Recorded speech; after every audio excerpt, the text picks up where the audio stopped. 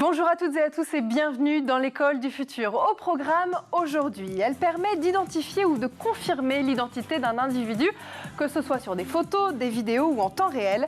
C'est la reconnaissance faciale qui est notre gros mot du jour et qu'on va décrypter dans un instant. Et puis elle a une idée derrière la tech. C'est Alexandra De Villers qui est avec nous aujourd'hui et qui nous accompagne tout au long de cette émission. Bonjour Alexandra. Bonjour Philippine. Bienvenue. De quoi allons-nous parler avec vous aujourd'hui ? Eh bien, nous allons parler de Sciences Po et on va se demander si c'est encore l'Eldorado des lycéens. Eh bien, on voit ça dans un instant. Et puis, c'est notre question du jour. Des femmes engagées dans toute la France pour inciter les collégiennes et les lycéennes à croire en leurs rêves, à oser s'orienter aussi vers les métiers d'ingénieur, trop souvent encore occupés par des hommes. Voilà la mission d'Elle Bouge, une association qu'on vous présente dans cette émission dans un instant, avec sa directrice générale, Amel Kefif. Bonjour. Bonjour Philippine. Bienvenue sur ce plateau. On va en parler dans un instant, mais d'abord, focus.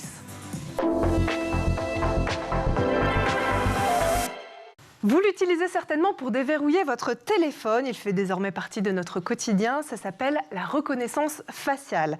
Un mot lié à une pratique qui fascine autant qu'elle peut faire craindre aussi. Que se cache-t-il vraiment derrière ce terme ? Réponse avec Xavier Terrade. Pour déverrouiller son téléphone, pour accéder à son compte bancaire, pour pénétrer dans certains endroits, la reconnaissance faciale s'invite de plus en plus dans notre vie quotidienne. Un procédé que la CNIL définit sur son site internet comme une technique qui permet à partir des traits du visage d'authentifier ou d'identifier une personne. Un logiciel enregistre une empreinte faciale établie à partir de la base des oreilles, de la distance entre les deux pupilles ou encore la forme des sourcils, du nez et de la bouche. Reste à confronter l'empreinte faciale à un visage présent dans une base de données. Cette idée a été émise par plusieurs chercheurs en 1964. C'est en 1991 que les premiers exemples réussis sont présentés par des chercheurs du Massachusetts Institute of Technology. La reconnaissance faciale a permis de faire un grand pas pour la sécurité. Mais que pourrait-il se produire si toutes ces données biométriques atterrissaient dans de mauvaises mains ? Cette question inquiète plusieurs associations de défense des droits, comme Amnesty International. En fait, on donne un outil de surveillance de masse aux États et ça, c'est inacceptable. La CNIL reconnaît que les enjeux de protection des données et les risques d'atteinte aux libertés individuelles que de tels dispositifs sont susceptibles d'induire sont considérables, dont notamment la liberté d'aller et venir anonymement. Faire découvrir aux collégiennes et lycéennes les passionnants métiers d'ingénieur et de technicienne. Prouver aussi que ces métiers plutôt dits masculins sont accessibles aux filles. Permettre aux adolescentes aussi de s'identifier et de se projeter à travers des témoignages d'ingénieurs et de techniciennes. Bien sûr, susciter des vocations. Voilà la mission d'Elle Bouge. On va en parler dans un instant dans la première partie du talk.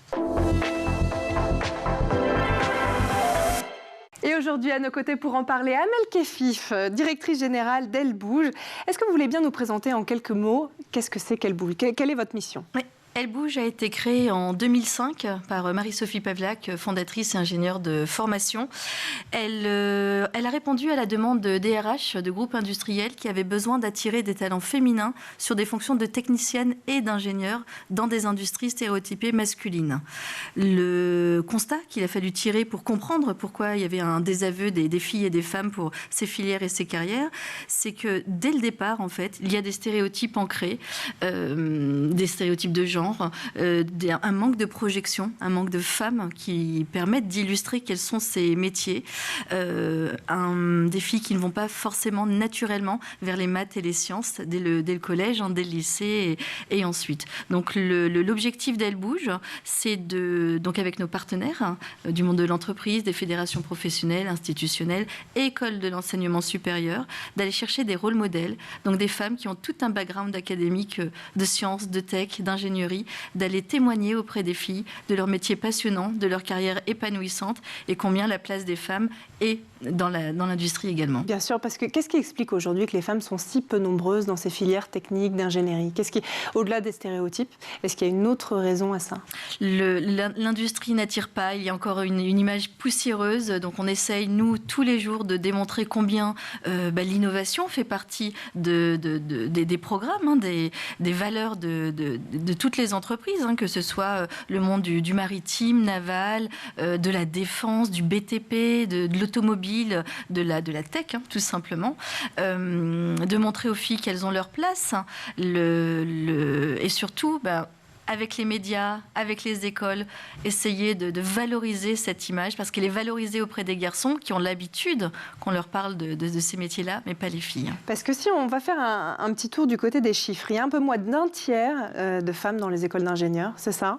Les écoles d'informatique ont quant à elles le plus souvent entre 5 et 10% de femmes dans leurs effectifs. C'est juste très très peu. Quelles sont les raisons d'un tel déséquilibre ? Alors, les filles abandonnent naturellement les maths et les sciences au lycée. Dès la seconde, elles le savent dès le collège, qu'elles ne vont pas continuer. Donc celles qui continuent, c'est parce qu'elles ont eu un soutien, soit directement de leur professeur, d'un CPE, d'un membre de la famille, d'une marraine, Elle Bouge, qui s'est déplacée dans leur établissement ou qui est venue sur une des visites directement sur site industriel qu'on organise. Les filles, même si elles font des maths et des sciences, elles vont ensuite se diriger vers des écoles de commerce. Et même pour celles qui vont en école d'ingénieur, et c'est pour ça qu'on touche les étudiantes, c'est qu'elles ne connaissent pas les métiers de l'ingénierie ou technique post-diplôme. Alexandra De Villers, vous êtes notre chroniqueuse du jour et puis vous êtes aussi à vos heures perdues coach en orientation. Est-ce que vous voyez justement des jeunes filles qui vous demandent de plus en plus à devenir ingénieurs, à embrasser justement ces filières techniques ou au contraire de moins en moins ? Alors, ni plus ni moins, je trouve ça assez stable en fait. Et je rejoins tout à fait ce qui vient d'être dit. Les sciences n'attirent pas beaucoup les filles, encore aujourd'hui. Des chiffres qui sont en plus d'autant plus alarmants que la pénurie d'ingénieurs pose aussi un problème économique. En France, selon le rapport de l'IESF, la France diplôme chaque année 38 000 ingénieurs par an, alors qu'il en faudrait 60 000 pour répondre aux besoins économiques. Par exemple, la filière hydrogène en manquerait de 5 000, la filière de l'air et de l'espace 10 000 et du nucléaire 10 000. Il est où le problème ? On manque cruellement d'ingénieurs en général en France ? On manque cruellement d'ingénieurs en général, on manque cruellement de techniciens et techniciennes également en général. Le problème, c'est la non-valorisation de ces filières académiques, l'image qu'on a aussi de la difficulté. On entend, nous, des marraines qui disent, lorsqu'elles étaient jeunes, j'ai envie de faire une école d'ingé, et on leur dit non, c'est trop dur, fais une fac de médecine. En quoi une fac de médecine est moins compliquée qu'une école, moins compliqué qu'une école d'ingé, ça n'a pas de sens. Donc c'est vraiment l'imaginaire qu'on doit combattre tous les jours, parce que ce ne sont que des imaginaires. On doit également accompagner les professeurs pour accompagner les filles à continuer à faire des maths, à faire de la science. Et il y a un vrai problème d'orientation au niveau de l'éducation nationale. On manque de conseillers en orientation. Il y en a 1 pour 3 ou 5 établissements en France, donc ce qui crée une pénurie de manque d'informations. Et c'est ce que vient faire Elle Bouge aujourd'hui, c'est apporter un complément d'information à l'orientation pour que les filles fassent des choix par connaissance de ce qui leur est offert et pas par méconnaissance parce qu'elles n'y ont pas pensé ou qu'elles ne connaissent pas. Donc comment vous vous y prenez ? Vous avez parlé des marraines, oui. Elles Bougent, qui sont des femmes dans des grandes entreprises, c'est ça, qui viennent se déplacer auprès des jeunes filles ? Alors on a des femmes on a aujourd'hui plus de 10 000 bénévoles en France et à l'international également. Donc on agit sur tout le territoire, métropole et outre-mer en ce qui concerne la France. Donc les marraines, elles sont au nombre de 9 500 et on a également 1 500 relais, donc ils sont des hommes techniciens et ingénieurs et les hommes et les femmes des fonctions support, RH, RSE, diversité et inclusion, qui vont eux aussi faire la part belle au recrutement au sein de leur entreprise. Ces marraines, elles vont organiser des parcours de visite au sein de leur entreprise, donc soit des grands groupes, mais aussi des PME, des ETI, des entreprises familiales qu'on peut toucher aussi par le biais des partenariats avec nos fédérations, et elles vont montrer aux filles c'est quoi être une femme de l'ingénierie dans le monde de l'automobile. Parce que lorsqu'on pense à l'automobile, on imagine des lignes de production, l'usine, des mécaniciens, mécaniciennes. Ça donne pas envie, alors que c'est pas ça. En fait, la relation entre l'école et l'entreprise doit être plus importante, de manière à ce que les élèves, filles et garçons même, vu la pénurie, puissent se projeter dans ces métiers. C'est la mission initiale d'Elle Bouge d'ailleurs, c'est de rapprocher l'éducation et le secteur privé. Exactement, absolument. On le voit aussi, si la féminisation des effectifs est encore à la traîne dans mon bon nombre d'écoles. C'est, vous l'expliquez d'ailleurs très bien, qu'encore trop peu de collégiennes, de lycéennes et d'étudiantes osent à rêver de devenir ingénieurs. Il y a aussi ce sujet des rôles modèles. C'est le rôle justement de ces marraines, ces femmes techniciennes, dirigeantes, ingénieures, que vous prenez par la main, que vous mettez en avant et que vous présentez aux jeunes filles dans les écoles. C'est l'une des clés du succès justement pour faire rêver un peu les filles et leur dire aussi que tout est possible, que ça existe. Oui, c'est exactement ça. En fait, en quelques secondes, on déconstruit un modèle. Elles se disent « Ah, c'est ça être ingénieur dans l'aérospatial, c'est ça être technicienne auprès d'un spécialiste de l'aviation, même de la peinture pour peindre des avions ou autres. » On leur fait découvrir ça soit à travers des salons, comme le salon du Bourget, le salon de l'automobile, directement sur site industriel. Donc vous emmenez des jeunes filles sur ces salons-là? Exactement. On emmène des délégations de 200 filles. On touche plus de 40 000 filles par an sur la France à l'international. On organise plus de 700 événements également grâce à nos 27 délégations régionales et internationales. Vous dites aussi dans une interview au Figaro que vous avez donnée récemment que la réforme du bac a malheureusement un peu détruit 25 ans d'efforts pour arriver à la parité dans la filière scientifique. Vous pouvez nous en dire un peu plus? Oui. Alors, je le dis, je rapporte les faits du collectif Maths et Sciences qui a justement collecté toutes les données 3 ans après la réforme Blanquer, donc avant Papendiaï, avant Monsieur Gabriel Attal. Cette réforme qui se voulait être une réforme d'égalité des chances ne l'a pas été. Elle n'a pas été concertée malheureusement avec toutes les parties prenantes et les écoles de l'enseignement supérieur qui sont nos partenaires et qui dès le départ avaient dit cette réforme va amoindrir le nombre de filles qui vont arriver dans nos écoles. Les filles choisissent la bio, choisissent les sciences naturelles, les sciences de la vie, pas les sciences physiques et les maths. Cette réforme, eh bien, en fait, il y avait un choix de spécialité, donc on enlève complètement les maths du tronc commun, donc il n'y a plus de filles, c'est moins 60% de filles qui ont continué la filière maths et sciences au bac. Donc c'est moins 60% qui se présentent au concours, au prépa, même en bac plus 2, bac plus 1. Donc c'est moins 60% sur le marché du travail, en tout cas de celui qui concerne les sciences. Pourquoi 25 ans? Parce qu'il a fallu 25 ans avant la réforme Blanquer pour arriver à une parité en bac S, donc le bac scientifique, entre filles et garçons. On était à 48-49% de filles dans les classes. Voilà. Il y a encore un peu de travail en tout cas. Et puis au-delà de la réforme du baccalauréat, le problème semble aussi remonter à la naissance. Vous le dites également dans cette interview, les jouets sont encore trop genrés. C'est quelque chose qui est encore très, très pesant dans les magasins, dans les grandes surfaces. Oui, à tel point que le ministère de l'Industrie, sous Madame Agnès Pannier-Runacher, et qui a été repris par Roland Lescure, a décidé de créer une charte des jouets à laquelle Elle Bouge et d'autres associations se sont joints pour demander et aux fabricants de jouets, mais aussi aux distributeurs, d'arrêter de genrer le jouet scientifique. Donc là, on parlait vraiment du jouet scientifique. Vous allez prendre des Lego, construction d'avions, de bateaux, de navires. C'est bleu, il y a des garçons, il y a des flashs, et c'est dans les rayons bleus des magasins. Tous les ans, ils disent oui, on va faire un effort. On continue à avoir les rayons bleus et roses. Les filles, les Lego, c'est les petits chiens, la petite licorne, le carrosse. Et là, je peux vous dire qu'il n'y a aucun parent qui va acheter ça pour son garçon et inversement. Donc, dégenrer le jouet scientifique ou le genrer filles et garçons. Mettre les deux à la fois, donner autant de chance à l'un et à l'autre de pouvoir jouer avec ça. Pourquoi on a fait ça? Parce que les prescripteurs d'orientation numéro 1, et puis je pense que vous le confirmerez, ce sont les parents, c'est le premier cercle, les grands-parents, les parrains, les marraines, les oncles et tantes qui achètent les cadeaux. Ce sont eux, effectivement, qui viennent vous voir, Alexandra, pour des sujets d'orientation? Bien sûr, évidemment. Et je voulais juste rebondir. Il y a une enseigne qui avait mis tout en jaune, justement, pour abandonner le bleu et le rose. Et en fait, les ventes ont chuté. Oui, absolument. Donc, c'est un problème très compliqué. Et allez, on va continuer justement à parler de tout ça dans la deuxième partie du talk. Mais juste avant, on va faire un tour du côté de la planète tech. Images, vidéos, c'est le Zap et c'est l'œil d'Edouard Deniau.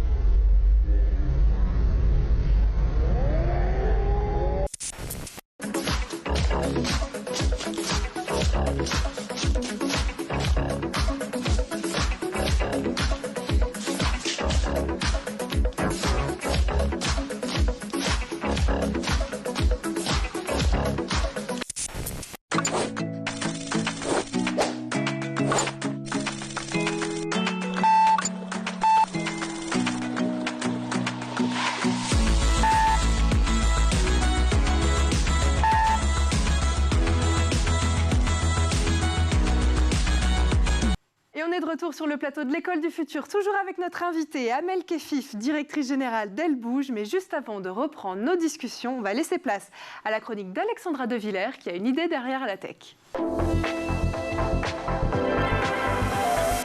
Alexandra, merci encore d'être avec nous aujourd'hui. On va parler de Sciences Po qui serait l'Eldorado des lycéens, c'est ça ? Bien sûr. Savez-vous, Philippine, que presque 15 000 lycéens tentent leur chance pour intégrer Sciences Po tous les ans et qu'ils ne sont que 2 000 à intégrer? Vous l'avez compris, intégrer Sciences Po ou un IEP, c'est encore aujourd'hui le parcours du combattant et pourtant le rêve de nombreux lycéens. Combien existe-t-il d'IEP justement en France aujourd'hui? Eh bien, il existe 11 IEP depuis la rentrée de septembre. Alors bien sûr, l'IEP de Paris, le plus connu, le plus renommé, et qui propose des campus délocalisés en province.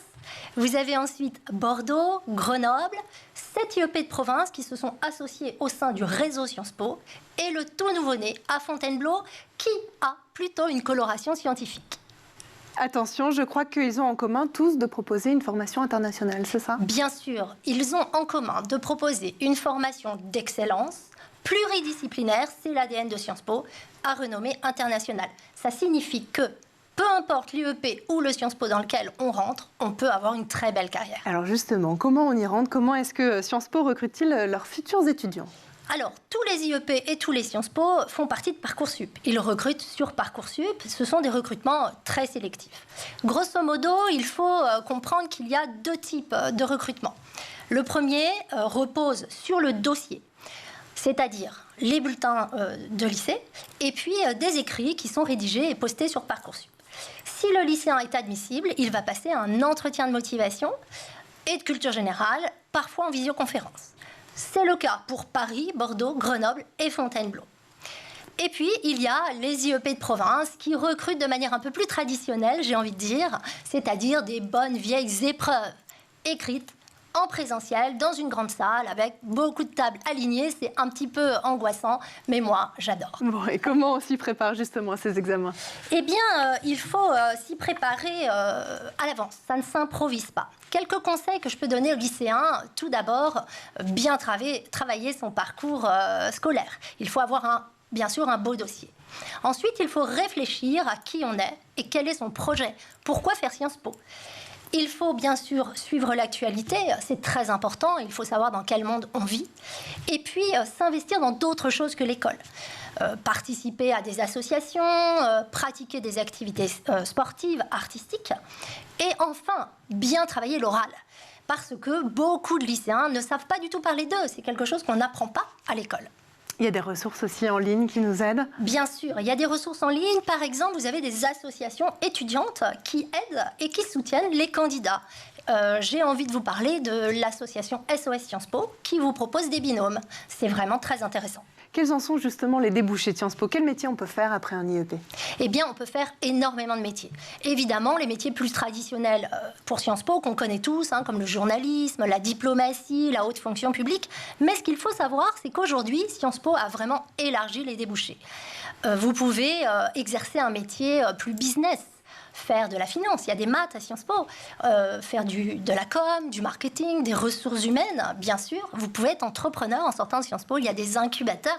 Et n'oublions pas que Sciences Po a noué des partenariats, notamment avec des écoles d'ingénieurs. Est-ce qu'il y a un profil type d'élève qui est davantage recruté que les autres à Sciences Po? Non. Non. Philippine, je pense que Sciences Po cherche vraiment la diversité. Donc Sciences Po et les IEP recrutent des lycéens très différents.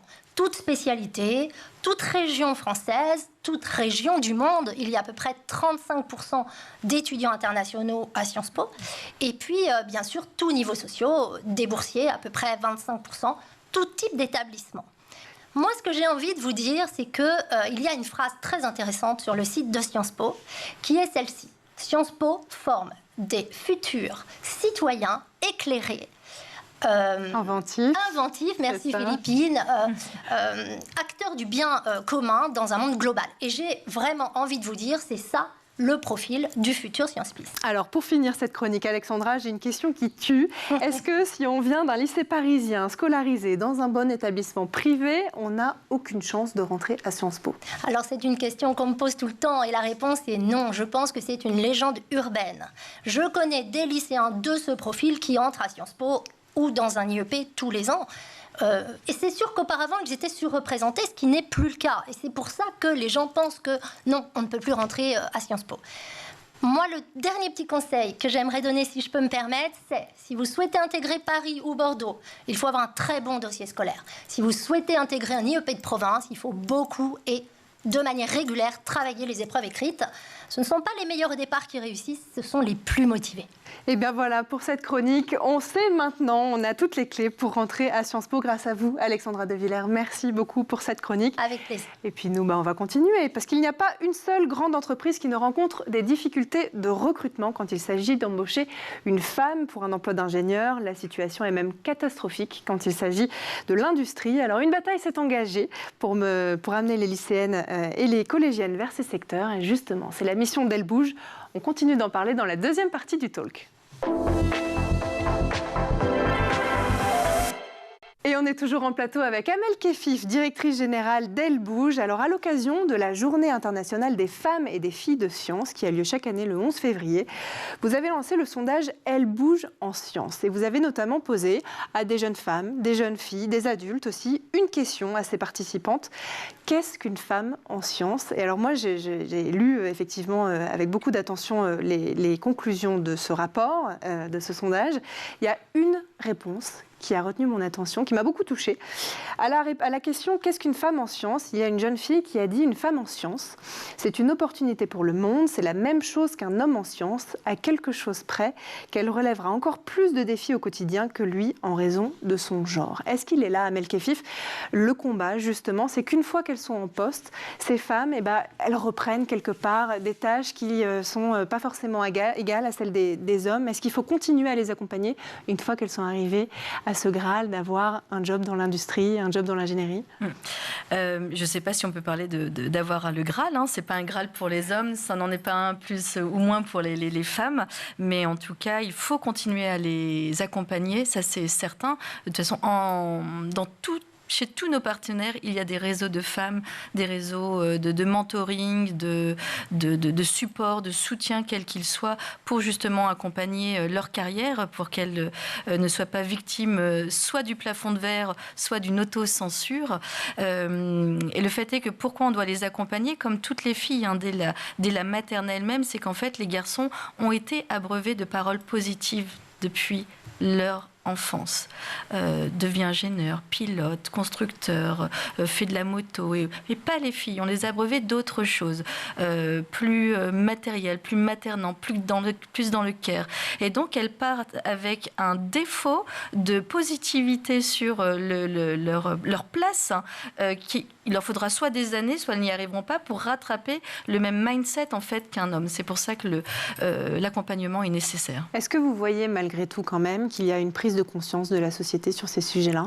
Une prise de conscience depuis très longtemps déjà, avec si on regarde juste le législateur, avec la loi Copé-Zimmermann sur la place des femmes dans le COMEX, la loi Pénicaud sur l'égalité salariale, et puis la dernière, la loi Rixain-Castaner, et c'est grâce à ces lois qu'on arrive à contraindre de plus en plus les sociétés à aller chercher des femmes, parce qu'en fait il faut aller les chercher aussi, elles ne viendront pas, donc il faut aller les chercher, il faut les soutenir en interne pour leur faire gravir tous les paliers, aller les chercher dans les CV, et le fait aussi pour nos marraines de donner de leur temps pour les filles, pour répondre aux valeurs de la société. Évidemment, toutes les sociétés ont de toute façon aujourd'hui une démarche RSE très, très forte, très importante. La marque employeur est nécessaire aujourd'hui, mais ces marraines vont aussi répondre à un besoin personnel de donner ce qu'elles ont reçu et de donner aux filles la chance de pouvoir faire un super métier. Bien sûr. Et de quoi vous avez besoin aujourd'hui chez Elle Bouge ? Comment on peut aider ? Comment les téléspectateurs qui nous regardent, qui nous écoutent, peuvent vous accompagner ? Est-ce que vous avez besoin de plus de marraines ? Est-ce que vous avez besoin aussi de partenariats avec des établissements scolaires, des établissements supérieurs ? On a besoin de plusieurs choses. Aujourd'hui, on a évidemment besoin de plus de marraines. Chaque marraine est un rôle modèle au moins une fois dans l'année pour une fille. Donc vous êtes toutes des rôles modèles en devenir. Aux entreprises, j'ai envie de leur dire, mettez tout en place une politique pour donner 1 jour, 2 jours, 3 jours à toutes vos techniciennes, donc qui n'ont pas le statut manager et donc qui n'ont pas du tout les mêmes fonctions qu'un cadre, pour qu'elles puissent aller parler elles aussi de leur bac pro, de leur bac plus 1, plus 2, plus 3, de toutes leurs fonctions de techniciennes qui sont aussi à valoriser, et elles vont aussi valoriser les études dans les lycées techno, les CFA, tous les centres de formation. On a besoin de l'éducation nationale. Il faut revenir de toute façon, il faut réformer encore la réforme, évidemment. Et puis, j'ai envie de, vous, les médias, continuer à mettre en avant, Elle Bouge, évidemment, nos actions, venez voir ce qu'on fait, mais sinon toutes les autres associations aussi qui font la même chose que nous, qui œuvrent pour plus de diversité, de mixité. Faites aussi le poids pour que les réseaux sociaux mettent en avant toutes ces filles, toutes ces femmes. Les études scientifiques, en Asie, ils le font. Ils mettent en avant les études scientifiques dans les réseaux sociaux, sur TikTok et Snap. Et c'est pour ça qu'ils ont de toute façon de meilleurs résultats sur la place des femmes, en tout cas dans la tech. Et voilà, donc c'est tout un parcours, tout un écosystème qu'il faut soutenir. Justement, alors si demain je vous donnais les clés de l'éducation nationale, c'est une question qu'on aime bien poser ici dans l'émission, quelles seraient votre ou vos premières mesures ? Il y en aurait beaucoup. La première, ce serait de rétablir les maths et les sciences obligatoires dans le tronc commun pour offrir la même chance à tous les élèves de pouvoir avoir une orientation beaucoup plus large post-bac. Ce serait de mettre en avant les lycées professionnels, les lycées techno, de les valoriser, de valoriser les profs, de valoriser les élèves parce qu'ils ont eux aussi une dévalorisation trop importante. Je mettrai en place la formation obligatoire sur les biais de genre auprès des professeurs des écoles, professeurs des grandes écoles. C'est pas encore fait aujourd'hui dans l'éducation nationale ? Non. Pas encore, ou en tout cas pas assez. On sait aujourd'hui que les professeurs de maths et de sciences interrogent plus facilement les garçons que les filles. Donc voilà comment on va gérer ça. Former les jurys aussi des concours d'école. On a des jurys déjà obligés à ce que les jurys soient mixtes, voire même paritaires. On a trop de jurys masculins. Et quand on pose une question à une fille, on n'attend pas du tout le même niveau de réponse qu'à un garçon. Donc là aussi, les former. Voilà. Et puis valoriser la place des professeurs. Et là, donc beaucoup de choses, Plein de choses à faire au niveau de l'éducation nationale. Bon, merci en tout cas infiniment. C'est transmettre une passion et susciter des vocations féminines pour les métiers techniques et d'ingénieurs aussi, dans l'aéronautique, dans le spatial, le transport ferroviaire aussi. Voici donc la mission de l'association Elle Bouge. Et ça a été un vrai plaisir de vous recevoir, Amel Kefif. Merci encore d'avoir été là. Je voulais remercier aussi Alexandra De Villers, notre chroniqueuse, pour sa première aujourd'hui à nos côtés. On est très heureux de vous avoir dans l'aventure. Merci à vous de nous avoir suivis. Et puis nous, on se retrouve très vite dans l'école du futur. Ciao.